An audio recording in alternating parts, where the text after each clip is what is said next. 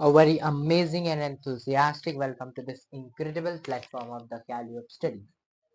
तो इस वीडियो में जैसा कि हमने अपने पिछले वीडियो में लाइफ प्रोसेसेस को कंप्लीट डिकोड कर दिया है, इस वीडियो में हम लोग डिकोड करने वाले हैं हमारा जो चैप्टर है कंट्रोल एंड कोऑर्डिनेशन। तो कंट्रोल एंड कोऑर्डिनेशन होता क्या है, बेसिकली इसके अंदर क्या क्या टॉपिक्स हैं, हमें यही सारी चीजें इस चैप्टर में पढ़नी है। क्या वेटेज रखता है ये चैप्टर? हाँ, तो 4 से 5 नंबर का वेटेज रखता है आपके बोर्ड एग्जाम में। उसके बाद कैसे क्वेश्चंस आते हैं, क्या क्या क्वेश्चंस आते हैं, क्या क्या इंपॉर्टेंट टॉपिक है, ये सारी चीजें हम इस वीडियो में डिस्कस करेंगे। और as you know, this is the series in which we are going to start and explain the chapter in rapid revision series. This is a rapid revision series of the chapter control and coordination. So let's start. तो control and coordination में सबसे पहले कुछ basic terms होते हैं, जैसे कि receptor, effector, stimuli और रिस्पॉन्स। रिसेप्टर क्या होता है? जो कि क्या करता है, कोई भी चीजों को सेंस करता है कुछ, और इफेक्टर क्या करता है, उस चीजों को सेंस करके कुछ एक्शन करवाता है। तो बेसिकली स्टिमुलाई क्या होता है? स्टिमुलाई एक ऐसा ऑब्जेक्ट होता है जिसकी वजह से इन्वायरमेंट में चेंजेस आते हैं। फिर रिस्पॉन्स क्या होता है भाई? हमारा एक्शन। ठीक है, उसके बाद हमें पढ़ना है न्यूरॉन और रिफ्लेक्स आर्क का डायग्राम। तो उसके पहले कुछ पढ़ लेते हैं, कुछ एक्शंस हम लोग परफॉर्म करते हैं। Voluntary action, involuntary action, reflex action.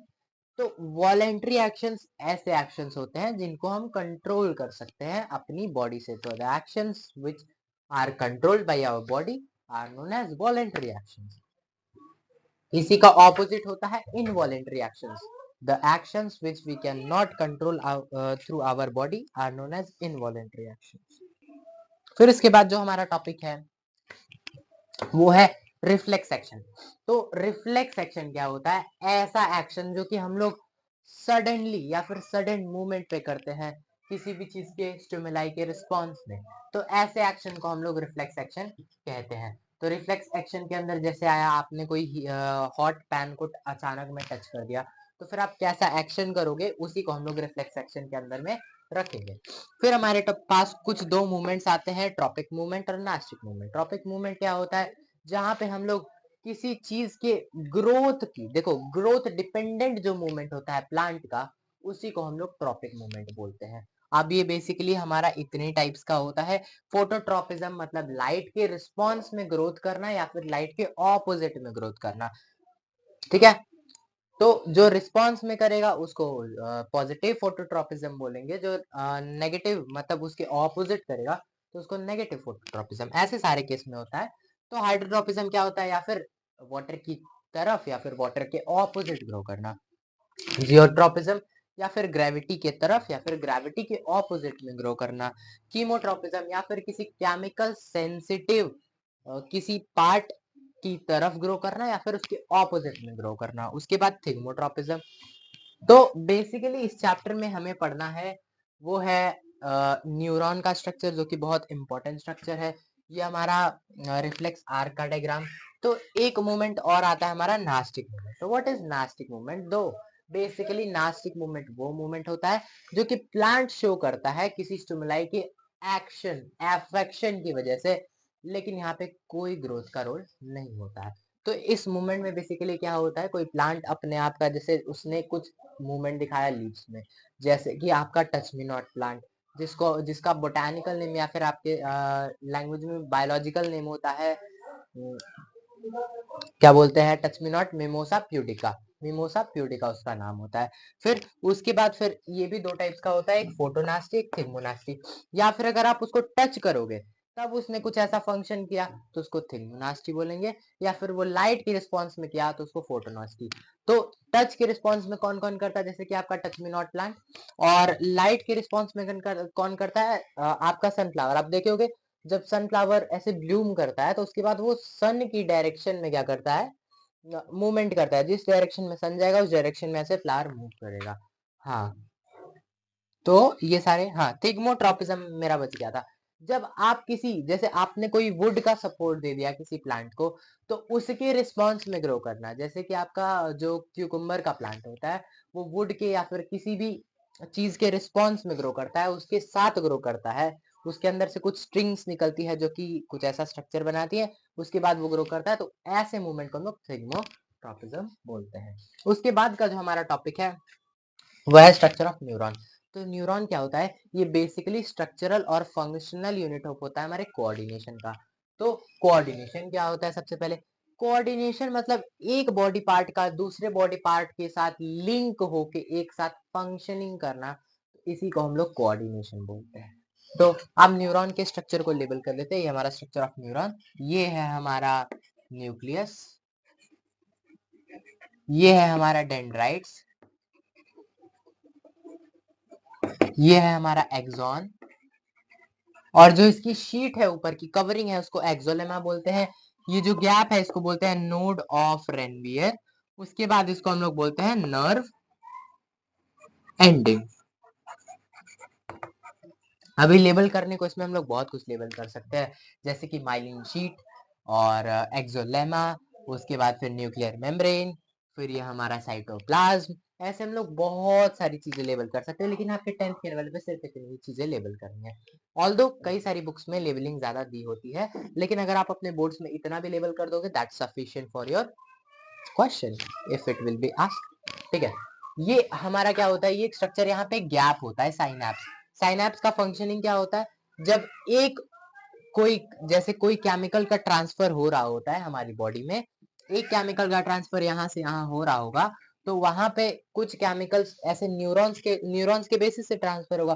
तो न्यूरॉन्स के बीच में गैप होता है। मान लो एक न्यूरॉन यहाँ से स्टार्ट है, तो यहाँ उसकी नर्व एंडिंग होगी, तो इसके बीच में जो गैप होता है उसी को साइनैप्स बोलते हैं। अब साइनैप्स का फंक्शन क्या होता है, जैसे केमिकल सिग्नल बहुत तेजी से ट्रेवल करता है, तो उसकी वजह से बॉडी में शॉक लग सकता है या फिर न्यूरॉन को कोई डैमेज हो सकता है। वहीं पे जब कोई गैप्स रहते हैं तो उससे जो स्पीड होती है केमिकल ट्रांसपोर्ट की, वो थोड़ी सी बैलेंस कर दी जाती है, जिसकी वजह से शॉक से प्रिवेंशन हो पाता है। तो साइनैप्स का बेसिक फंक्शन है, ये कई बार बोर्ड एग्जाम में ये पूछा जा चुका है। अब हमारे पास ये डायग्राम है रिफ्लेक्स आर्क का। तो रिफ्लेक्स आर्क में हमारे पास एक ऑब्जेक्ट होगा जिसकी वजह से इन्वायरमेंटल चेंजेस आएंगे, रिस्पॉन्स होगा, इसको हम लोग बोलेंगे स्टिमुलाई। स्टिमुलाई। उसके बाद मान लो ये हमारा हाथ है, ये कोई गरम, कोई मान लो कोई मेटल है, मेटल का पीस है, उसको मैंने हीट कर दिया, उसके बाद ऐसे उसके पास हाथ ले जा रहे, तो हमारे जो सेंसरी न्यूरॉन होगा, अब बेसिकली न्यूरॉन हमारा 3 टाइप्स का होता है, एक सेंसरी न्यूरॉन, एक रिले न्यूरॉन और एक मोटर न्यूरॉन। तो सेंसरी न्यूरॉन क्या करता है, सेंसरी न्यूरॉन किसी भी मैसेज को सेंस करता है। मान लो हमारी ये हीट ऑब्जेक्ट है, इसको हमने ऐसे सेंस किया, हाँ ये गर्म है, तो ये सेंस करके हमारे पास जो भी रिफ्लेक्स एक्शन होगा वो रिफ्लेक्स आर्क के थ्रू परफॉर्म होगा। और रिफ्लेक्स एक्शन क्या होता है, जब हम अभी हमने बताया, जब कोई अचानक में चेंजेस आते हैं, तो अब कैसे होगा, मान लो इसने सेंस किया तो ये ब्रेन तक सिग्नल नहीं जाएगा, ये नजदीक स्पाइनल कॉर्ड तक सिग्नल जाएगा। उसके बाद फिर ये जो सेंसरी न्यूरॉन होगा ये स्पाइनल कॉर्ड तक सिग्नल ले जाएगा। फिर सेंसरी और मोटर के बीच में गैप होता है जिसको कनेक्ट करता है हमारा रिले न्यूरॉन, जो कि हमारे स्पाइनल कॉर्ड में प्रेजेंट होता है। उसके बाद रिले न्यूरॉन ये उसको मैसेज ट्रांसफर करता है मोटर न्यूरॉन को कि फटाक से एक्शन परफॉर्म करो। तो जो हमारा मोटर न्यूरॉन होता है वो मसल सेल से कनेक्टेड होता है, जिसकी वजह से कोई हॉट ऑब्जेक्ट के पास हाथ ले जाते ही हमारा हाथ दूर चला जाता है मस्कुलर मूवमेंट की वजह से। उसके बाद फिर हमें पढ़ना है कुछ ब्रेन। ब्रेन क्या होता है, ब्रेन हमारे बॉडी का कोऑर्डिनेटिंग पार्ट होता है, जो कि हमारे वॉलेंटरी के साथ साथ इनवॉलेंटरी फंक्शंस को भी कंट्रोल करता है। अब ब्रेन हमारे 3 मेजर टाइप्स में डिवाइड है, फोर ब्रेन, हिंड ब्रेन और मिड ब्रेन। फोर ब्रेन आगे का ब्रेन, हिंड मतलब पीछे का और मिड मतलब बीच का। तो अब इनके भी कुछ डिविजन्स हैं, जैसे कि मेडुला ऑब्लंगेटा, जो कि आपका इनवॉलेंटरी एक्शंस को परफॉर्म या फिर कंट्रोल करवाता है। उसके बाद फिर हमारा होता है सेरेबेलम और सेरेब्रम। ये बेसिक जो इंपॉर्टेंट है वो मैं बता देता हूँ। सेरेब्रम क्या होता है, सेरेब्रम आपकी पजल सॉल्विंग या फिर थिंकिंग में हेल्प करता है। ठीक है, अब तो जो हमारा सेरेबेलम होता है वो क्या करता है, हमारे पोस्चर और बैलेंस को मेंटेन करने में हेल्प करता है। इसी के बाद का जो हमारा टॉपिक है वो है प्लांट हार्मोन और हमारे कुछ ह्यूमन के हार्मोन्स। तो प्लांट हार्मोन हमें पढ़ने हैं फाइटो हार्मोन्स। तो फाइटो हार्मोन मीन्स 5 हार्मोन्स होते हैं प्लांट्स के अंदर, जो कि है auxin, gibberellin, cytokinin, abscisic acid, ethylene. Auxin का फंक्शन होता है सेल डिवीजन, ये सबसे टिप पे प्रेजेंट होता है। मान लो कोई प्लांट है तो उसके टिप पे यानी कि रूट पे और शूट पे, रूट पे और शूट पे प्रेजेंट होगा।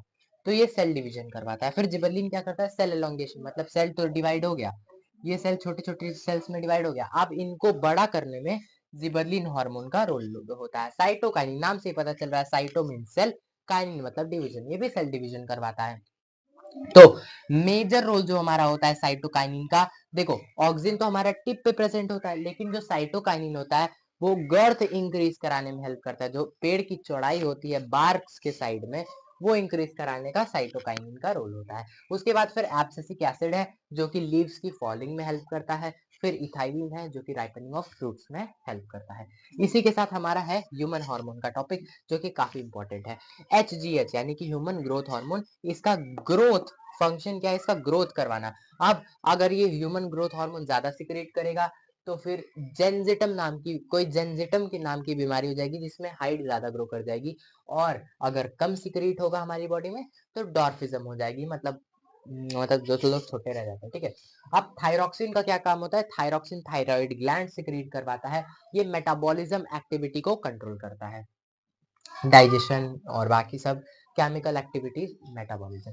फिर है हमारा पैराथॉर्मोन, ये कैल्शियम और फॉस्फेट लेवल ब्लड में मेंटेन करता है। उसके बाद इंसुलिन शुगर लेवल को ब्लड में मेंटेन करता है। फिर एड्रेनलिन 3F हार्मोन के नाम से जाना जाता है, जैसे कि हमने आपको पिछले चैप्टर में बताया, पिछले सीरीज में बताया कि जो एड्रेनलिन हार्मोन होता है वो बहुत रेयर सिचुएशन में रिलीज होता है, जब हमारी बॉडी बहुत स्ट्रेस और इमरजेंसी सिचुएशन आती है, जब हम लास्ट का वो जो 2 ATP होता है उसको यूज करते हैं किसी स्केयरफुल सिचुएशन में, जैसे आपकी पूरी एनर्जी खत्म हो गई, आप 2 ATP यूज करेंगे। उस टाइम पे 2 ATP कब यूज होता है, जब आप किसी इमरजेंसी सिचुएशन में, जैसे कि आपको शेर ने या फिर कुत्ते ने दौड़ा दिया, तो उस टाइम पे जो हार्मोन सीक्रेट होता है उसको बोलते हैं एड्रेनलिन हार्मोन। ये क्या फंक्शन करवाता है, फ्लाइट, फाइट और फियर। सबसे पहले आपको डर लगेगा, फिर आप वहां से भाग जाओगे, अगर आप नहीं भाग पा रहे हो तो फिर आप लड़ाई करोगे, ठीक है।